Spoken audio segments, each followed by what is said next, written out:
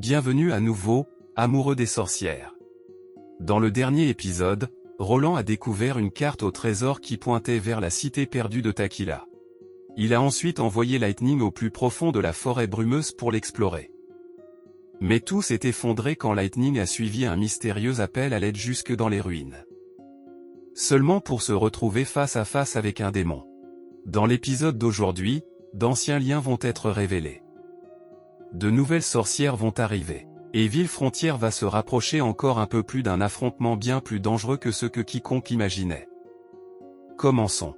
De retour à Villefrontière, Roland a rencontré Margaret Farman, une marchande pleine de vie venue de la ville du roi, qui est arrivée avec l'énergie d'une femme ayant déjà décidé qu'elle allait acheter la moitié de la ville avant le déjeuner. Au moment où elle a entendu parler des machines à vapeur, elle s'est illuminée et s'est mise à lui lancer question après question, lui laissant à peine le temps de répondre avant de passer à la suivante. Puis elle a fait son offre, et elle était énorme. Elle voulait 10 machines à vapeur et était prête à payer 500 royales d'or pour chaque machine. Pendant une seconde, Roland a presque vu l'argent s'empiler devant ses yeux. 5000 royales d'or, ce n'était pas le genre de somme qu'un prince de la frontière pouvait ignorer avec désinvolture. Mais le problème dépassait le simple profit. Ces machines n'étaient pas juste des produits posés sur une étagère en attendant d'être vendus au plus offrant. Elles étaient le résultat du travail d'Anna, de sa propre planification, et la base d'un avenir qu'il ne pouvait pas se permettre de livrer à la cour royale simplement parce qu'une femme riche lui souriait en agitant une bourse remplie d'or. Et ce sourire n'aidait pas. Margaret était riche, charmante et, malheureusement pour la concentration de Roland, suffisamment éblouissante pour rendre la conversation plus dangereuse qu'elle n'en avait l'air.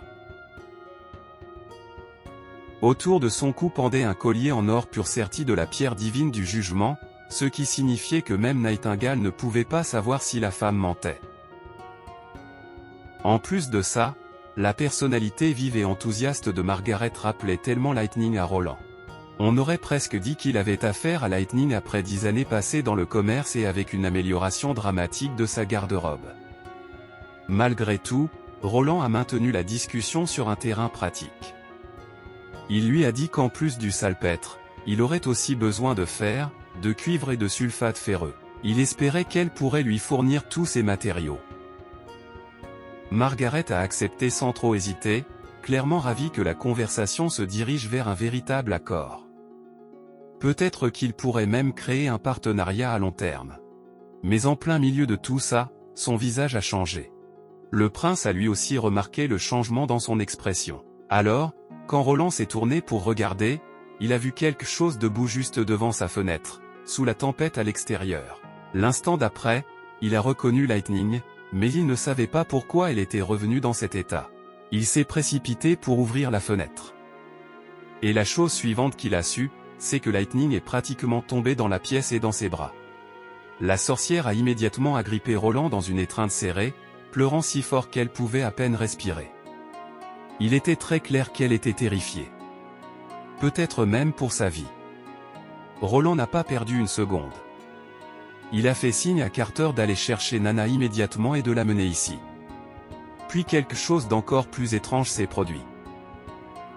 La marchande a reconnu Lightning elle aussi. Elle connaissait même son nom. Cela a figé le prince pendant une seconde. Ses pensées se sont emballées. Comment Margaret connaissait-elle Lightning? Sean s'est figé lui aussi. Il était visiblement bouleversé. La sueur coulait sur son visage. Puis une pensée très embarrassante a frappé Roland.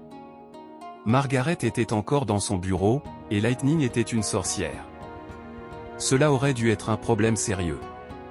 Mais l'étrange, c'était que la réaction de la marchande ne ressemblait pas du tout à de la peur. Si quoi que ce soit, elle semblait bien trop émotionnellement impliquée. La femme s'est approchée et a demandé si c'était bien Lightning et pourquoi elle était avec lui. Roland a essayé de se calmer pendant une seconde. Est-ce que Lightning et Margaret se connaissaient? Puis il s'est arrêté.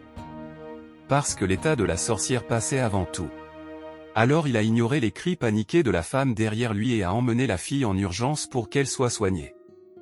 En quittant la pièce, il a ordonné à Sean de surveiller Margaret et de s'assurer qu'elle ne parte pas tant qu'il n'en aurait pas donné l'ordre. Et l'homme a dit, compris. Mais Margaret a essayé d'arrêter le prince et de se faire entendre. Elle essayait de dire qu'elle connaissait Lightning, mais Sean l'a coupé. Après un certain temps, Roland attendait patiemment, mais anxieusement, dans une pièce. La magie de soin de Nana a fait son œuvre pendant que tout le monde se rassemblait autour du lit. Puis Lightning a finalement ouvert les yeux. Pourtant, personne ne s'attendait à ce qu'elle se réveille aussitôt. Elle s'est redressée si soudainement que Wendy et Nana ont presque déversé leurs questions sur elle sur le champ. La sorcière avait utilisé toute sa magie. Et Nana l'a averti que même si elle n'avait aucune blessure physique, elle devait le dire si quelque chose lui faisait encore mal. Mais avec tout ce qui s'était passé, Lightning était encore secouée. Le soulagement a envahi la pièce, mais ce soulagement s'est rapidement changé en tension quand Roland a demandé pourquoi elle s'était forcée à revenir à travers un temps aussi terrible. Lightning semblait à deux doigts de se remettre à pleurer avant de révéler la raison. Elle avait trouvé les ruines marquées sur la carte au trésor. Mais plus important encore, il y avait des démons à l'intérieur. Cette réponse a réduit la pièce au silence en un instant. Personne ne pouvait croire ce qu'elle venait de dire. Skrull avait l'air particulièrement bouleversé et a demandé si Lightning était entrée. Lightning a rapidement répondu que non. Elle a expliqué qu'un démon gardait l'entrée du sous-sol. Et en plus de ça, elle avait entendu quelqu'un appeler à l'aide depuis l'intérieur des ruines. Mais au moment où la peur l'a frappée, elle n'a pu penser qu'à fuir. Elle s'est traitée de lâche pour avoir pris la fuite. Peut-être qu'après tout, elle n'était pas faite pour être exploratrice. Roland a immédiatement fait taire cette culpabilité. Il lui a dit qu'elle avait fait un travail incroyable. Un véritable explorateur ne se jette pas aveuglément dans le danger juste parce qu'un mystère semble excitant. Revenir en courant pour rapporter ce qu'elle avait vu, ce n'était pas de la lâcheté. C'était la décision la plus intelligente possible. Cela a un peu calmé Lightning, mais cela n'a pas résolu la plus grande question qui pesait sur l'esprit de tout le monde. Leaf a suggéré que la personne piégée à l'intérieur pourrait être une sorcière, puisque des gens ordinaires ne pourraient jamais aller aussi profondément dans la forêt brumeuse. Skrull a ajouté que les ruines avaient 450 ans. Personne n'aurait pu y survivre seul aussi longtemps. Lightning a ajouté qu'elle n'avait vu aucun signe d'activité humaine récente autour de l'endroit. Alors Wendy a souligné que la zone était remplie de bêtes dangereuses et manquait de véritables sources de nourriture. Plus elles en discutaient, moins tout cela avait de sens.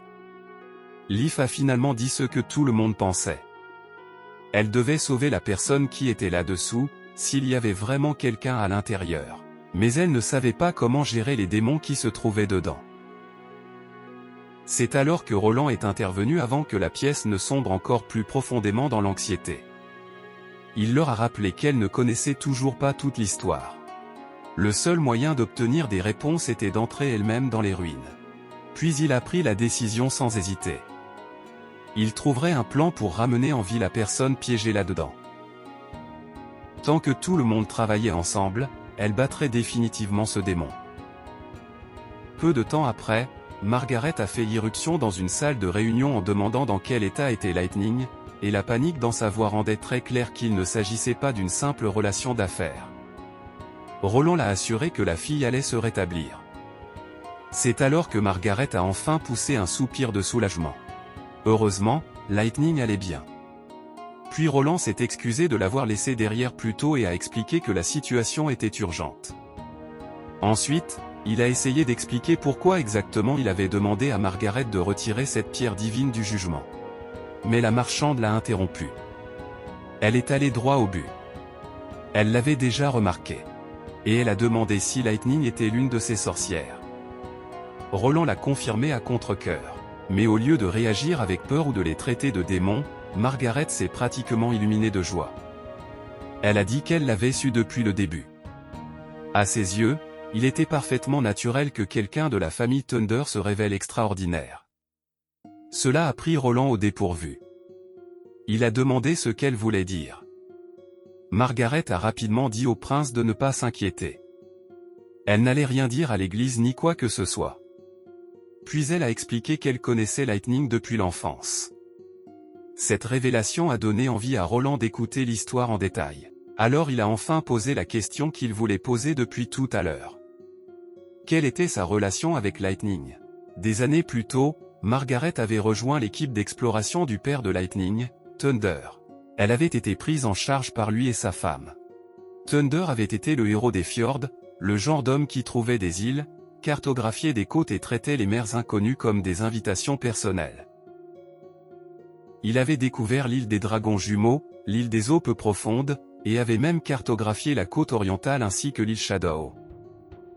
Margaret a poursuivi en disant que Lightning était en réalité né à bord du navire. Mais malheureusement, sa mère était morte d'une septicémie peu après l'accouchement. Et comme Margaret était la seule femme à bord, elle avait fini par aider à élever la fille. Elle lui donnait de la bouillie, veillait sur elle et comblait les vides comme elle pouvait jusqu'à la fin du voyage. Plus tard, Margaret a quitté l'équipage de Thunder et a monté sa propre affaire dans la capitale. Puis la tragédie est arrivée. Des années plus tard, la nouvelle s'est répandue que le navire de Thunder avait été pris dans une tempête et avait sombré. La plupart des gens l'ont accepté comme un fait. Mais Margaret, jamais. Elle disait que les vrais explorateurs ne disparaissent pas simplement parce que la mer fait une crise. Et maintenant qu'elle avait vu Lightning en vie, elle était plus convaincue que jamais que l'histoire de Thunder ne s'était pas terminée comme les rumeurs le prétendaient. Roland a posé la question qui comptait le plus à ses yeux. Cela ne la dérangeait vraiment pas que Lightning soit une sorcière? Margaret a répondu par un non franc et immédiat. Et derrière Roland, Nightingale lui a tapoté l'épaule depuis les ombres, confirmant discrètement que la marchande disait la vérité. Margaret a ensuite ajouté, avec une sincérité totale, que les sorcières étaient belles et puissantes, ce qui correspondait exactement aux qualités qu'elle admirait le plus. Elle a même admis qu'elle avait autrefois voulu rassembler des sorcières autour d'elle comme le prince l'avait fait, mais qu'une telle idée aurait été impossible dans la capitale. Alors elle avait abandonné. À ce moment-là, Roland et Margaret sont parvenus à un accord avec une rapidité presque alarmante.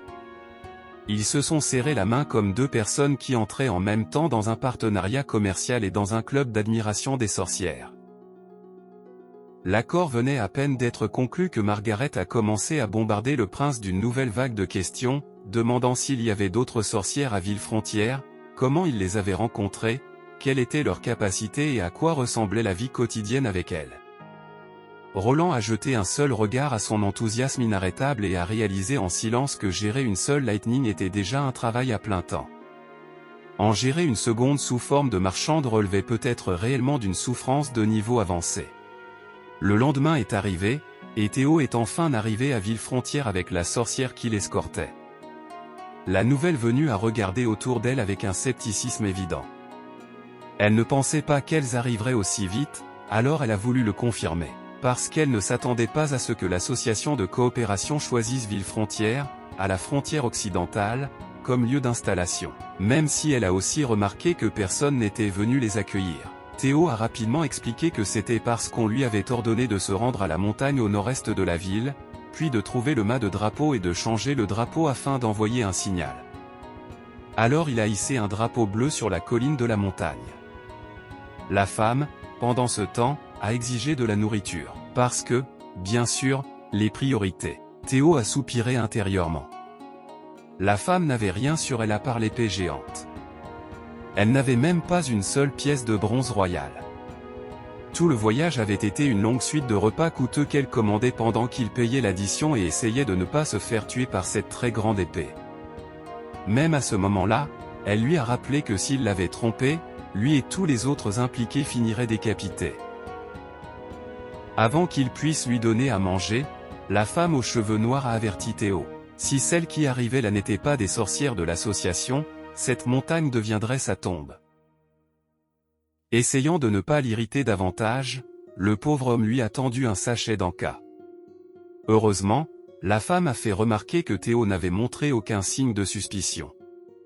De plus, ses amis devaient déjà être sur un navire marchand en route vers les fjords. Même s'il les avait dénoncés à l'église, il aurait déjà été trop tard. Mais l'espion de Roland n'était pas impressionné par l'idée que les sorcières partent dans les fjords. L'environnement y était plutôt extrême. En entendant cela, la sorcière l'a confirmé. Puis elle a expliqué que le plan était d'y établir un foyer pour les sorcières. Et il serait placé sous la direction de Tilly Wimbledon. Théo a failli se figer en entendant ce nom. Tilly était la sœur de Roland. À ce moment-là, en se léchant les doigts, la femme a senti de la magie à proximité et a dit que des sorcières approchaient. Quand le groupe s'est enfin rencontré, Nightingale a tendu la main et a souhaité la bienvenue à une autre de leurs sœurs à Villefrontière. Alors qu'elle traversait la ville de nuit, la nouvelle venue a remarqué quelque chose d'étrange. Les enfants étudiaient encore dans les salles de classe à une heure aussi tardive. Scroll a expliqué que Villefrontière faisait fonctionner une école du soir afin que les gens puissent apprendre après avoir terminé leur travail dans la journée. Et ce n'était pas seulement pour les enfants. Les mineurs et les fermiers pouvaient aussi y aller pour apprendre. La femme au visage balafré a alors demandé à Scroll si elle était transcendante. Mais la sorcière enseignante n'avait même jamais entendu ce terme auparavant. Alors la nouvelle venue a expliqué qu'une sorcière transcendante pouvait percevoir la forme et le flux de la magie à cause des changements causés par son pouvoir. Plus exactement, elle ressentait la magie au lieu de la voir. La femme au visage balafré a dit que les sorcières transcendantes pouvaient sentir la forme et le flux de la magie, uniquement parce que leur corps avait été transformé par elle. Elle pensait que Scroll pourrait en être une. Même si Scroll pouvait sentir les sorcières parmi de nombreuses personnes, elle n'était pas sûre que cela suffise à faire d'elle une transcendante. Alors la femme aux cheveux noirs a expliqué davantage. Ces types de sorcières étaient extrêmement rares, peut-être une parmi des milliers, et elle n'en avait rencontré que 3 dans toute sa vie, Scroll comprise. Puis elle l'a averti de garder ce fait secret, parce que même l'Église le traitait comme un secret étroitement gardé. Pendant ce temps, derrière elle, Nightingale ne s'est pas complètement détendue en présence de cette femme. D'après le rapport de Théo, cette femme était une sorcière de type combat. Elle pouvait clairement voir que la nouvelle venue était incroyablement dangereuse, et cette épée géante dans son dos n'était pas là pour la décoration. Non seulement cela, mais en regardant ses longs cheveux et sa tenue, elle a conclu qu'ils n'étaient pas exactement idéaux pour se battre. Alors Nightingale a rapidement deviné sa capacité. C'était probablement une capacité qui la protégeait elle-même. Quand la femme a demandé des nouvelles de Kara, l'ancienne dirigeante de l'association, l'expression de Nightingale est devenue sombre. Elle a dit que Kara était morte en cherchant la montagne sacrée. La femme au visage balafré a très mal pris la nouvelle et a demandé qui dirigeait les sorcières maintenant. Mais avant que quiconque puisse dire un mot de plus, Nightingale a annoncé qu'elles étaient arrivées. Cette réponse a figé la femme pendant un moment. Elle avait déjà compris qu'il s'agissait du château du seigneur de Villefrontière. Elif a rapidement répondu que oui, c'était aussi la maison des sorcières placée sous la protection du dirigeant local. Cela n'a pas du tout plu à la sorcière aux cheveux noirs. Elle a immédiatement demandé si elles avaient passé une sorte d'accord avec le prince. Mais avant que la conversation ne devienne plus tendue, Wendy s'est précipitée en avant et l'a enlacé les larmes aux yeux. Elle n'arrivait pas à croire que la femme avait survécu toutes ces années et l'a remerciée de l'avoir sauvée il y a longtemps. Mais la sorcière aux cheveux noirs ne savait pas qui était Wendy. Alors elle l'a repoussée et a demandé qui elle était. C'est alors que la fille s'est présentée. C'était Wendy, la petite fille de la chorale. Et c'est à ce moment-là que la vérité a éclaté. La femme au visage balafré était Ash, la même sorcière qui avait autrefois massacré les prêtres dans la prison où Wendy avait été enfermée. Plus tard, quand les deux ont parlé seuls, Ash a expliqué ce qui s'était passé après son évasion. Elle avait tué des membres de l'administration de l'Église et combattu les soldats du jugement jusqu'à l'arrivée de l'armée du châtiment de Dieu. Wendy a demandé ce qu'était cette armée. Et Ash a expliqué qu'il s'agissait de la force cachée de l'Église, composée de ses guerriers les plus puissants et conçus spécifiquement pour combattre les sorcières transcendantes. Leur vitesse et leur puissance égalaient les siennes, mais ce qui les rendait vraiment terrifiants, c'était qu'ils semblaient dépourvus de conscience. C'était eux qui lui avaient laissé la cicatrice au-dessus de l'œil. Un soldat avait continué à attaquer même après avoir perdu une main. Et ce n'était pas tout, il n'avait même pas hésité une seule seconde. Il avait visé l'œil d'Ash avec son autre main. Si elle n'avait pas été assez rapide, a-t-elle expliqué, elle aurait pu perdre la vie sur le champ. Ash avait refusé de laisser l'église en paix après ça. Elle se cachait dans les ruelles de l'ancienne ville sainte le jour et chassait les messagers et les soldats la nuit. Elle a continué à attaquer jusqu'à ce que l'église lance finalement une traque à l'échelle de toute la ville contre elle. Au moment où elle s'est échappée, elle était trempée de la tête aux pieds. Quiconque l'aurait vue à ce moment-là aurait pensé qu'elle était une sorte de bête sauvage. Wendy a essayé de la réconforter, en disant que tout cela n'avait plus d'importance parce que Villefrontière était différente. Ici, Roland Wimbledon traitait bien les sorcières. Mais au moment où Ash a entendu le nom complet de Roland, son humeur a basculé. Elle a écrasé la tasse dans sa main. Elle a alors exigé de savoir si les sorcières servaient Roland Wimbledon. Wendy a hésité, puis a hoché la tête. Mais elle ne comprenait pas ce qu'il y avait de mal à cela.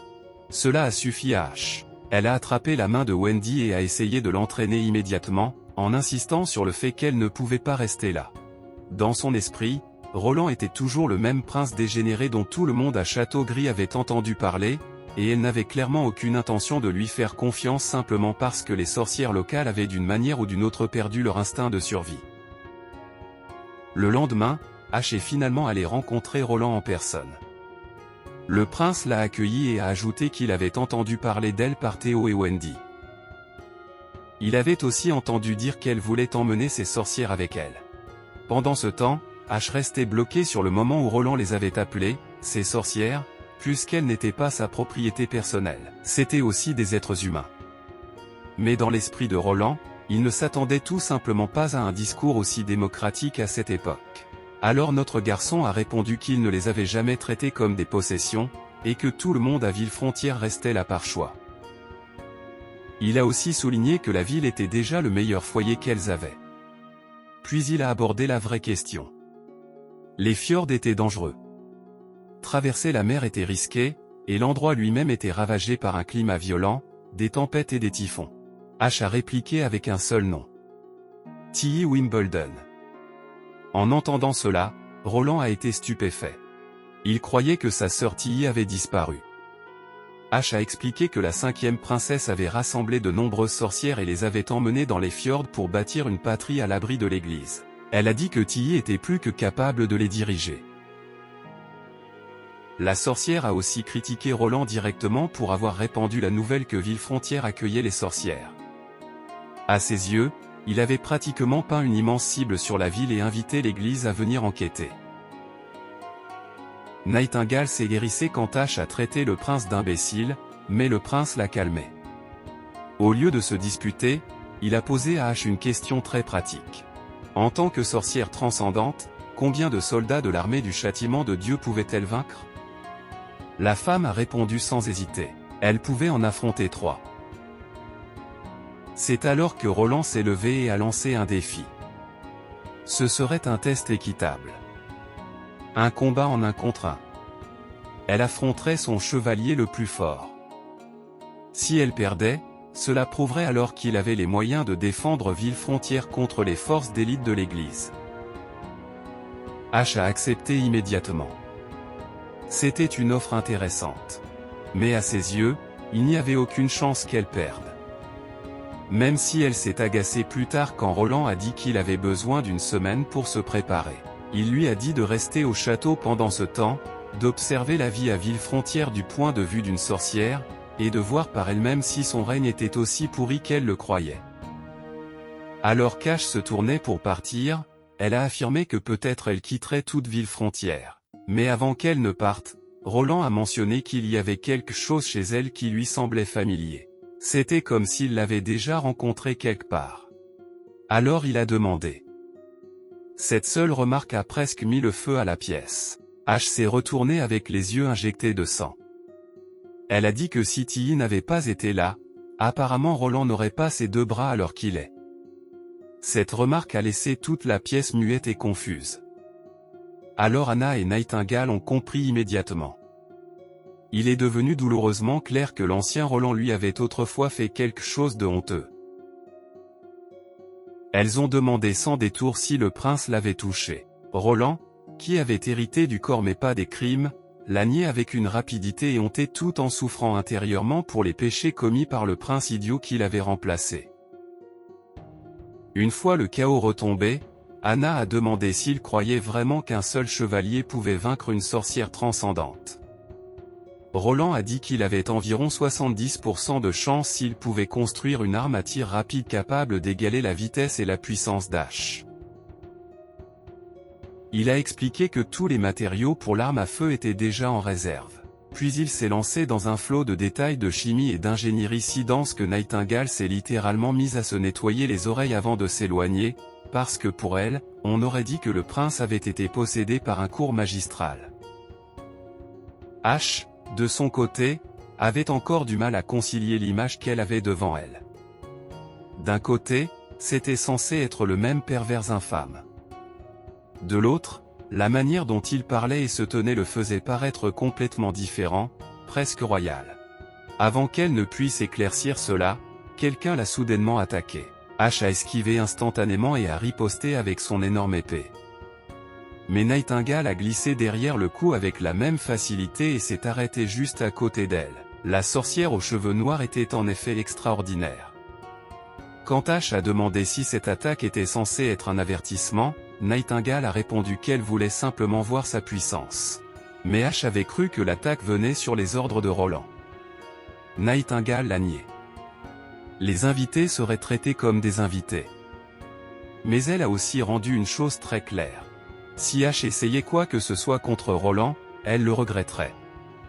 Loin de Villefrontière, un navire fendait la mer en transportant le professeur Kyle Sichi, un alchimiste respecté de la ville de Haut-Rouge. Cela faisait 7 jours qu'il avait quitté son atelier.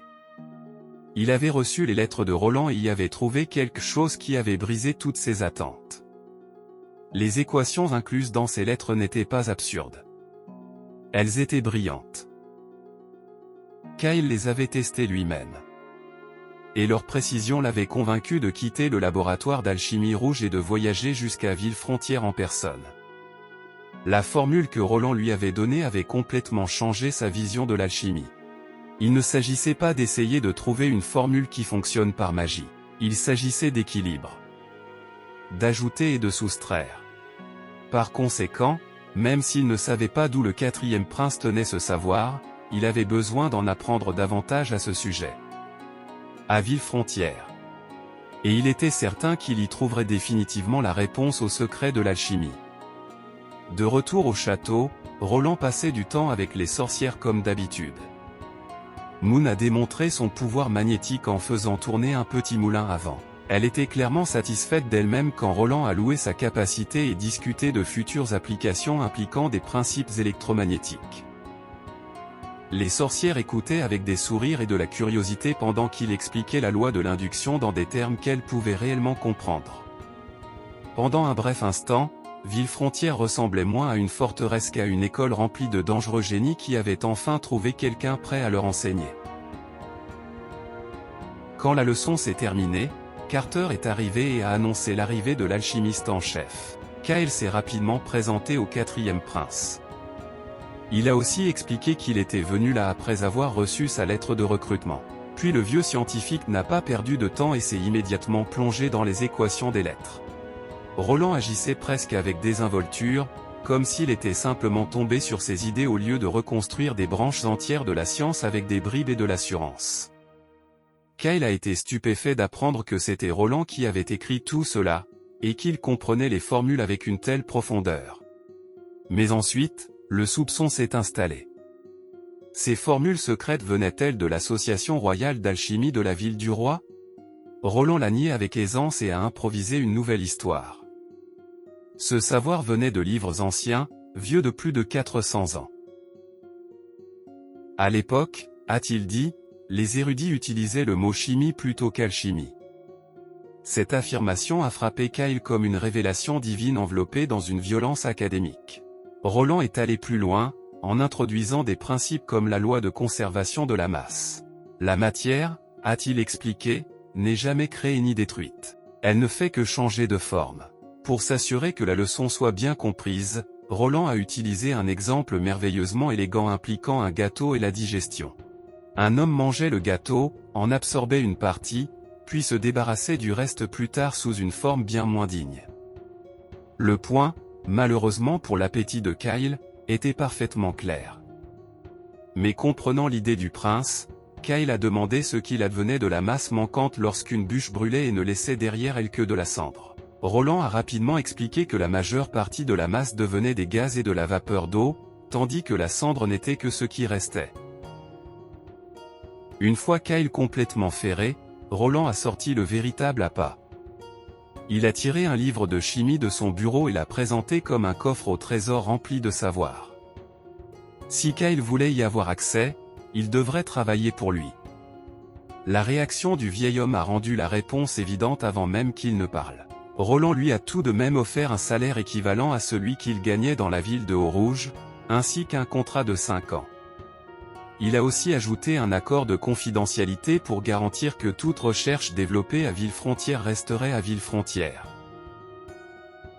Comme par magie, Baroff est apparu avec de l'encre et une plume, comme s'il avait été invoqué par l'odeur de la bureaucratie.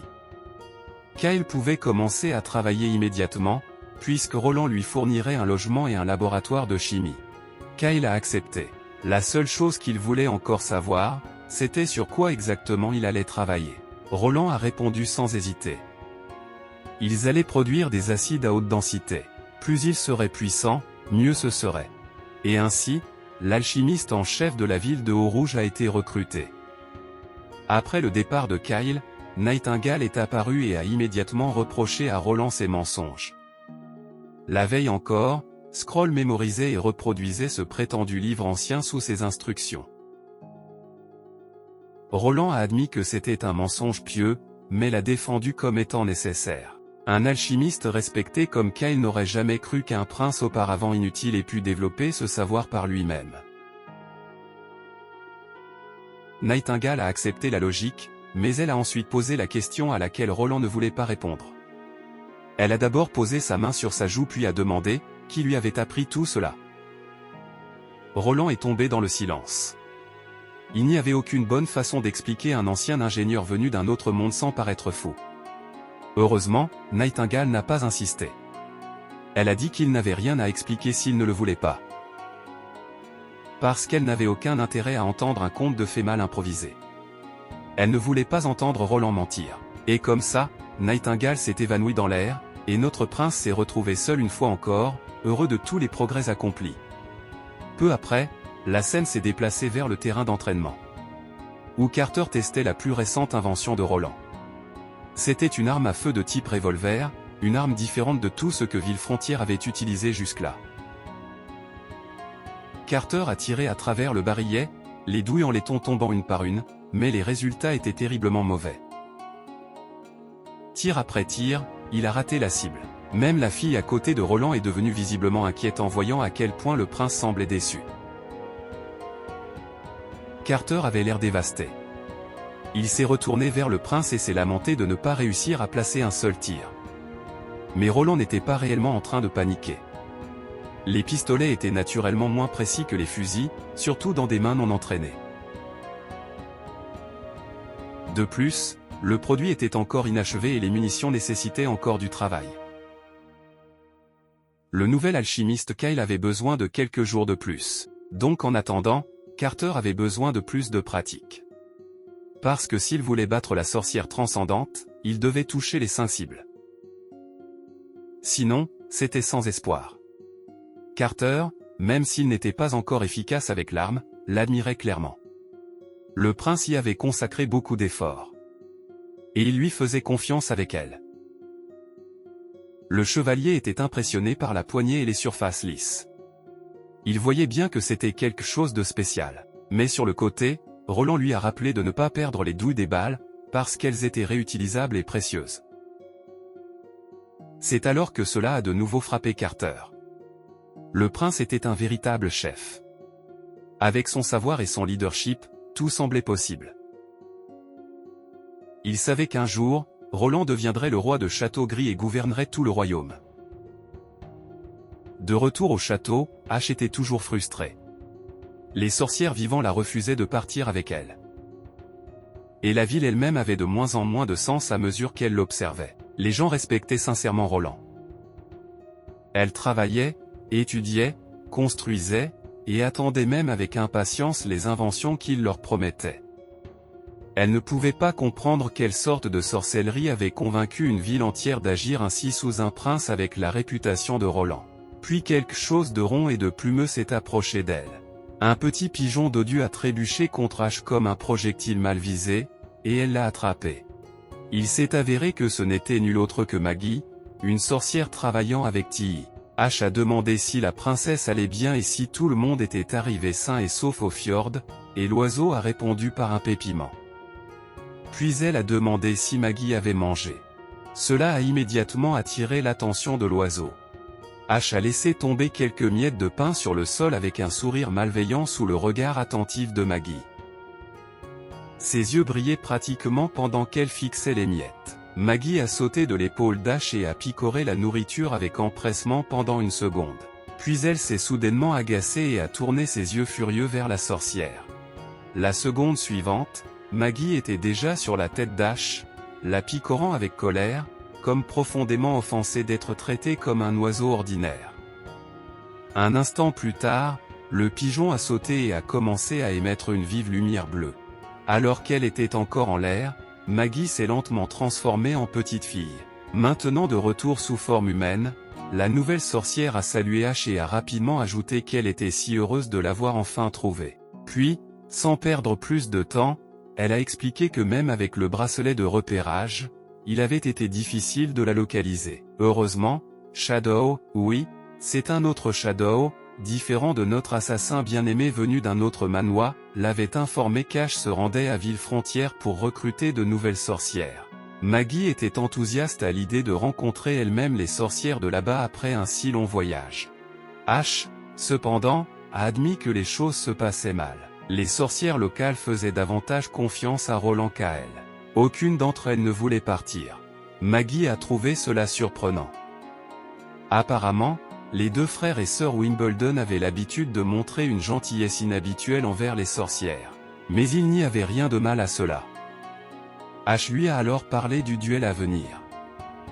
Le pire, c'est que même si elle gagnait, Roland avait dit qu'il ne forcerait aucune sorcière à partir. Mais elle n'avait pas l'intention de retourner auprès de Tilly les mains vides.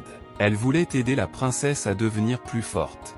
Après avoir entendu cela, Maggie a décidé de rester avec Ash jusqu'à ce qu'elle quitte Villefrontière. Elle a ensuite rapporté quelque chose d'important. En chemin, elle avait vu une calèche arborant les drapeaux de l'église et transportant une dizaine de personnes. Ash a immédiatement deviné qu'elle se dirigeait vers Villefrontière à cause des rumeurs que Roland avait répandues. Dans son esprit, sa stupide campagne de publicité avait pratiquement déroulé un tapis rouge pour l'église.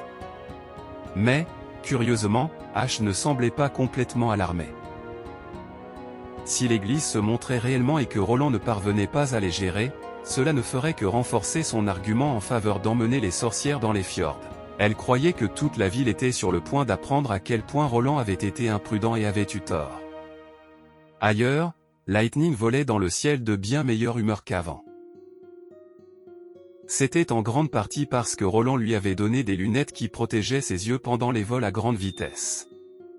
Quand Roland avait donné les lunettes à Lightning, il avait remarqué qu'elle ressemblait de plus en plus à Ezreal. Bien sûr, elle ne savait pas qui était cet Ezreal. Et notre prince n'a pas pris la peine d'expliquer qu'il jouait à League of Legends dans sa vie précédente. Malgré tout, Lightning était heureuse de son nouveau cadeau. Mais alors qu'elle s'amusait énormément, elle a aperçu un énorme oiseau tout duveteux dans le ciel. À ce moment précis, ses pensées ont quitté l'aérodynamique pour filer tout droit vers le dîner. Elle en avait assez de manger les mêmes repas simples tous les jours. La vision d'un oiseau rôti a apparemment suffi à activer son mode prédateur à pleine puissance. Elle a fendu l'air à la poursuite de Maggie sans la moindre hésitation. Maggie l'a remarqué beaucoup trop tard. Terrifiée, elle a battu des ailes désespérément pour s'échapper. Même si Lightning a été surprise par l'intelligence de l'oiseau, lui échapper était à peu près aussi réaliste que de semer un éclair avec de bonnes intentions. Lightning l'a rattrapé en quelques secondes et l'a percuté hors du ciel. La chute les a envoyés toutes les deux rouler au sol et droit contre un mur. Mais Lightning a amorti la chute et a protégé l'oiseau avec son corps. Maggie a paniqué et a essayé de se dégager juste au moment où Lightning a sorti un couteau. À ce moment-là, Maggie a décidé que la subtilité avait officiellement échoué. En proie à une terreur pure, elle a commencé à se transformer. Immédiatement, elle a repris sa forme humaine, pleurant et tremblant à l'idée qu'elle avait failli devenir le repas du soir de quelqu'un. Lightning l'a regardée dans une confusion totale, comme si son oiseau parfaitement normal avait soudainement bugué pour devenir une enfant. Elle était plus préoccupée par l'endroit où son oiseau était passé que par l'apparition soudaine d'une fille devant elle. Maggie, pendant ce temps, avait l'air prête à mourir rien qu'à cause des dégâts émotionnels. Elle s'excusait auprès de Tilly de ne pas pouvoir rentrer à la maison. Parce que quelqu'un avait failli la manger sur le chemin du retour. Essayant de comprendre ce qu'elle voyait, Lightning a demandé si la fille en pleurs était aussi une sorcière. Maggie a arrêté de sangloter juste assez longtemps pour bouder et admettre que oui, elle en était une. Et c'est ici que se termine l'épisode d'aujourd'hui. Juste au moment où Roland commençait à découvrir davantage de choses sur le passé de Lightning, de nouvelles sorcières ont commencé à arriver à Villefrontière. Ash a remis en question tout ce qu'il était en train de construire. Pendant ce temps, Roland a conclu un nouvel accord avec une marchande venue de la ville du roi. Et maintenant, avec Maggie démasquée, Lightning complètement confuse, et le danger qui s'accumule de tous les côtés, le prochain épisode est sur le point de devenir encore plus chaotique. Si vous avez aimé l'épisode, n'oubliez pas de laisser un like. Cela aide vraiment beaucoup la chaîne et nous montre que vous voulez plus d'épisodes de ce manhwa. Merci encore à tous pour votre soutien. On se retrouve dans le prochain épisode.